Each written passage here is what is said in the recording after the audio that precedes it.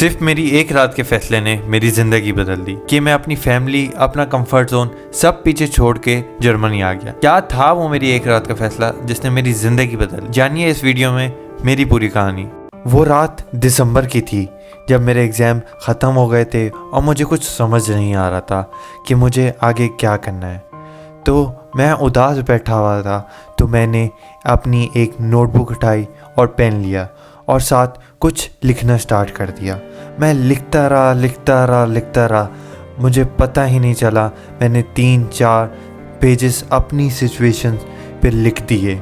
मैंने लिखा कि किस तरह मेरे दोस्त एडमिशन ले रहे हैं। मैंने लिखा किस तरह मैं किस सिचुएशन में फंसा हुआ हूँ।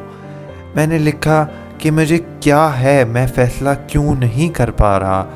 और उस रात मैंने फाइनली अपने से फ़ैसला कर लिया कि अब मुझे पाकिस्तान में नहीं रहना और मुझे कहीं अब्रॉड जाना है।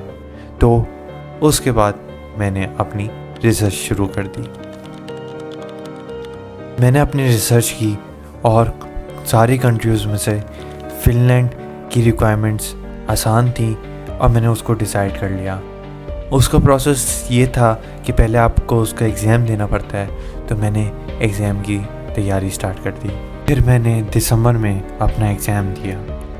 एग्ज़ाम को 3-4 महीने हो गए थे, लेकिन मेरा रिज़ल्ट नहीं आ रहा था। और फिर एक दिन मुझे रिजेक्शन आ गई। अब मैं वापसी वहीं आ गया जहाँ से मैंने स्टार्ट करा।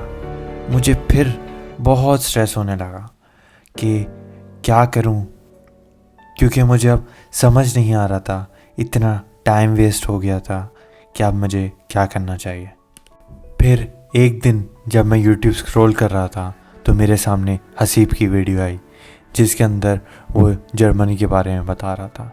वो वीडियो मेरा देखना था कि मैंने सोच लिया कि कुछ भी हो जाए, अब मैं जर्मनी जाके रहूँगा। मैंने अपनी एप्लीकेशन स्टार्ट कर दी। मैंने TU क्लोस्टल और मार्बर्ग 2 यूनिवर्सिटीज में अप्लाई करा। 2 महीने के वेट के बाद फाइनली मेरा TU क्लोस्टल से मेरा लेटर आ गया। और इसके साथ साथ मैंने जो A2 का एग्जाम किया था गोइते का, उसका भी रिजल्ट आ गया। बस फिर मैंने ये दोनों लेटर्स लिए और मैंने फौरन रात में बैठ के अपनी वीजा अपॉइंटमेंट बुक करी और मैंने फौरन ही वीजा इंटरव्यू की तैयारी भी स्टार्ट कर दी। 2 जनवरी को मेरा इंटरव्यू था 9 बजे, तो मैं वहाँ पे 8 बजे पहुँच गया था। लेकिन एम्बेसी में इतना ज़्यादा रश था कि मेरी बारी ऑलमोस्ट 12 बजे आई। अब वहाँ पे क्या हुआ मैं आपको बताता हूँ। तो 2 जनवरी को जब मैं वहाँ पहुँचा तो वहाँ पे बहुत ज़्यादा रश था। मैंने वहाँ पे वेट करा और फाइनली मुझे एंटर होने की इजाज़त दे दी। और फिर मैं तकरीबन 9 बजे मेरा अपॉइंटमेंट था, तो मैं 8:30 बजे अंदर चला गया था। और फिर वहाँ पे मैंने जाके रिसिप्ट ली और अपनी बारी का वेट करा। मेरा ऑलमोस्ट 210 नंबर था और वहाँ पे तकरीबन 11 नंबर चल रहा था। और मैंने फिर वेट करा मेरी बारी तकरीबन 12 बजे आई, जब तक मेरी सारी एंजाइटी, सारी नर्वसनेस सब खत्म हो गई थी। मैं फुली कॉन्फिडेंट होके काउंटर नंबर 2 पे गया, क्योंकि काउंटर नंबर 4 और काउंटर नंबर 1 जो थे वो एक एजेंसी आई हुई थी, उसके अंदर बिजी थे उनका इंटरव्यूज लेने में। तो काउंटर नंबर 2 एक कोट पैंट वाला बंदा था, उसने मेरा इंटरव्यू लिया। उसने मुझसे सिर्फ एक सवाल पूछा, क्योंकि वो भी थक गया था जहां तक मुझे अंदाजा है, और मैं भी थक गया था, काफी देर से वेट कर रहा था मैं। तो उसने मुझसे सिर्फ एक सवाल पूछा कि आप जर्मनी क्यों जाना चाहते हैं और पाकिस्तान में क्यों नहीं पढ़ना चाहते। तो मैंने उसको बिल्कुल स्ट्रेट टू स्ट्रेट आंसर करा और उसने मेरे डॉक्यूमेंट्स लिए और मेरा पासपोर्ट लिया, और इसी के साथ मेरा इंटरव्यू खत्म हो गया और मैं बाहर आ गया। अब 12 फरवरी हो गई थी और तकरीबन 1 महीने से ज्यादा हो गया था और एम्बेसी से कोई जवाब नहीं आ रहा था। तो मैंने सोचा कि 13 फरवरी की सुबह और मैं डायरेक्ट जाके पता करता हूँ कि मेरा वीज़ा कहाँ तक पहुँचा और क्या मेरा वीज़ा आ भी गया कि नहीं, क्या मेरा पासपोर्ट जर्मनी से आ भी गया कि नहीं। तो वहाँ पे कुछ ऐसा हुआ जिसने मेरे रोंगटे खड़े कर दिया। 13 फरवरी की सुबह जब मैं वहाँ पहुँचा तो इतना ज़्यादा रश था कि मुझे तकरीबन 2 घंटे बाहर ही वेट करना पड़ा। और फाइनली जब मेरी बारी आई अंदर और मैंने गार्ड के पास अपना फोन रखवाया और अंदर गया, तो गार्ड ने मुझसे कहा जैसी कोई काउंटर फ्री हो तुम जाके अपने वीजा के बारे में पता कर लेना।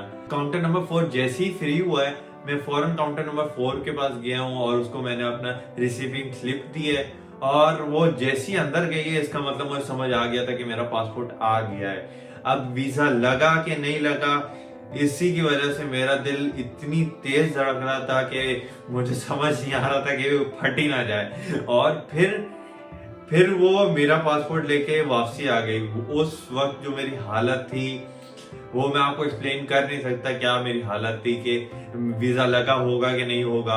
और मैंने वो मेरा अपना पासपोर्ट उठाया मैंने, और चेयर से उठा हूँ और फौरन पेजेस पलटना स्टार्ट कर दिए लेकिन मैंने पेजेस पलट कर, लेकिन मुझे मेरा वीजा नहीं दिख रहा। अब मेरी एंजाइटी की वजह से मुझे वो नहीं दिख रहा है या क्या था कि मुझे वो वीजा दिख ही नहीं रहा था। इसी पेजेस पलटते मैं बाहर आ गया। तो गार्ड ने जब मुझे देखा कि वो लड़का परेशान हो रहा है, तो उसने मुझे कहा कि परेशान ना हो, कि अगर तुम्हें एक पेपर नहीं मिला पासपोर्ट के साथ तो इसका मतलब तुम्हारा वीजा लग गया है, बाहर जाके आराम से देख लेना। और मैं बाहर गया हूँ और मैंने पहला पेज पलटा है तो दूसरे पेज पे मेरा वीजा लगा हुआ था। और वो मेरी जो सूरत हाल थी मैं बयान नहीं कर सकता। इतनी ज्यादा खुशी हुई कि मेरे आंसू निकल आए, और मैंने फौरन अपनी वालिदा और अब्बू को कॉल करी है और उनको बताया कि मेरा वीजा लग गया है। वो इंतहा से ज्यादा खुश हुए और फौरन रोने लग गए। तो ये जो एक्सपीरियंस था भाई, मैं कभी भी अपनी जिंदगी में नहीं भूल सकता। जो वो लम्हा होता है जब आपका वीजा लगता है, वो आज भी मैं सोचता हूँ तो मेरे रोंगटे खड़े हो जाते हैं। इतनी खुशी होती है क्योंकि आपकी इतनी लंबी की जो मेहनत होती है वो फाइनली अकॉम्प्लिश होने आती है। वो लम्हा आपके लिए समझे एक तरीके का विक्टोरी होता है जब आपको वीजा मिलता है। और अगर आपको मेरी ये कहानी अच्छी लगी और आप देखना चाहते हैं पार्ट 2 इसका, कि मैं जर्मनी आया तो मेरे साथ ऐसा क्या हुआ कि जिसने मुझे रुला दिया और जिसने मेरी रूह मेरे जिस्म से निकाल दी, ऐसा वो क्या लम्हा था मेरे जिंदगी का। तो अगर वो जानना है तो पार्ट 2 लिख के कमेंट करें और मैं कोशिश करूंगा कि जल्द से जल्द पार्ट 2 बनाऊं। और इसी के साथ मिलते हैं नेक्स्ट वीडियो में ऑफ वीडियो लिंक।